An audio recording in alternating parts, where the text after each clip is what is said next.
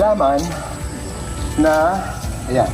Malaking tulong sa environment yan, baby, ha? Ayun naman, dapat itong ginagawa natin ngayon. Oo, magtanim. Palusugin muli ang Mother Earth.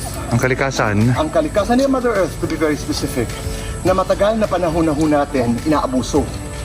Kaya ito yung panahon, one of the realizations also that I had, or I have during the pandemic, ay kailangan bumawi tayo sa sa inang kalikasan. Dahil kung ano-ano po ang ginawa natin na pampahina, kaya may sakit po ang mundo.